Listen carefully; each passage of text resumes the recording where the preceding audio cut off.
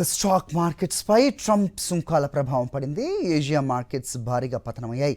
Japan Nikki index 7% పైగా పడింది. Trump పరస్పర సుంకాలు ప్రకటించడంతో వాల్ స్ట్రీట్లో కూడా నష్టాల పరంపర కొనసాగుతోంది. ఇండియన్ స్టాక్ మార్కెట్స్ ప్రీ ఓపెనింగ్లో నష్టాలు చవిచూశాయి.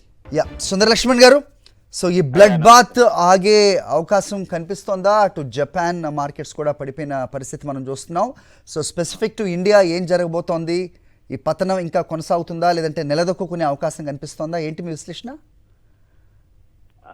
ఇట్లాంటివి ఇదివరకులో కూడా మనము చూసామండి. ఒకటేంటంటే భారతదేశానికి సంబంధించి మనం ఆలోచించేటైతే మన మార్కెట్స్ లో రెసిలెన్స్ అయితే ఉంది. అంటే పడడం అనేది అయితే పడడం కొంచెం ఉంటుంది, కానీ నిలదొక్కుని మళ్ళీ పైకి వచ్చే అవకాశం బాగా ఉంది భారతదేశంలో. అందువలన ఇన్వెస్టర్స్ ఏంటంటే ఇది life time opportunity to buy the shares అని నేను గట్టిగా నమ్ముతున్నాను.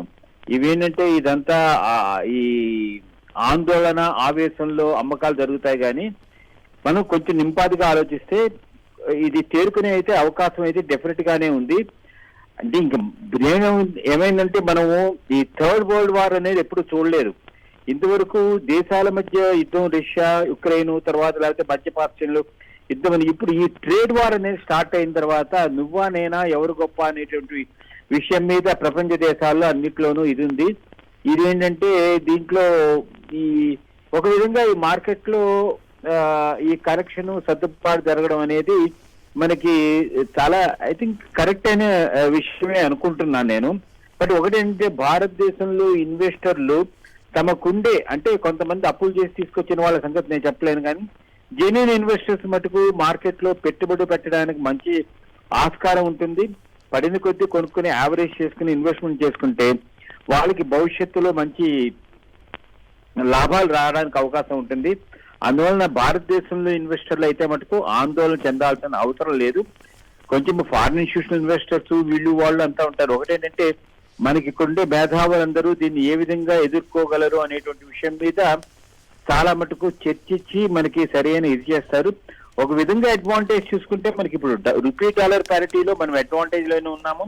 అట్లాగే ఇప్పుడు ఆయిల్ ఇంపోర్ట్స్ చూసుకున్నాం అనుకోండి, ఆయిల్ ప్రైజెస్ కూడా ఇంటర్నేషనల్ గా బాగా భారీగా పడ్డాయి. అది భారతదేశానికి ఒక విధంగా అడ్వాంటేజే. అందువలన మన ఎకానమీ కొంచెం ఈ జీడిపిలో ఓవరాల్ దాని వల్ల కొంత ఇది ఉంటుంది, కానీ బట్ నేను అనుకోండి తేరుకోవడానికి అయితే అవకాశం ఉంటుంది. ఇన్వెస్టర్లు అయితే ఆందోళన చెందవలసిన అవసరం లేదు. ఇది ఓన్లీ టెంపరీ ఫేజ్. పెరగడానికి అయితే అవకాశం ఉంటుందని నేను గట్టిగా నమ్ముతున్నాను. ఎందుకంటే ఇలాంటివి మేము ఈ స్టాక్ మార్కెట్ లో ఉండే మా ఎరాలో ఇలాంటివి చాలా చూసాము. అటు 9/11, 11/9, అట్లాగే మరి హర్షద్ మెహతా స్కాము, ఆ తర్వాత మరి కోవిడ్ టైంలోని ఇవన్నీ చూసాము. మనకి ఏంటంటే లాంగ్ టర్మ్ లో మార్కెట్ లో పాజిటివ్ రిజల్ట్సే ఉంటాయి, కానీ ఇట్లాంటివి అప్పుడప్పుడు అవుతూనే ఉంటాయి. మరి భూకంపాలు, సునామీలు వచ్చినట్టు స్టాక్ మార్కెట్ లో మరి ట్రంప్ గారు ఇచ్చిన దీని వల్ల ఇప్పుడు ఆయన నిన్న కూడా అమెరికాలో చూస్తే అక్కడ ప్రజల్లో చాలా రిసెంటిమెంట్ వచ్చింది. ఈ రిసెంటిమెంట్ ఇదంతాను చూసుకుని ఆయన కూడా కొంత చేయొచ్చు. చాలా దేశాలు కూడా అమెరికాతో వాణిజ్య ఒప్పందం చేసుకోవడానికి ముందరకెళ్తున్నాయి. అందువలన ఇది ఓన్లీ టెంపరీ ఫేజ్ అనే అనుకుంటున్నాను. బట్ డెఫినెట్ గా అయితే భారతదేశానికి లో ఇన్వెస్టర్స్ ఆందోళన చెందాల్సిన అవసరం అయితే ఏముంటుంది నా పర్సనల్ ఒపీనియన్. ఓకే లక్ష్మణ్ గారు.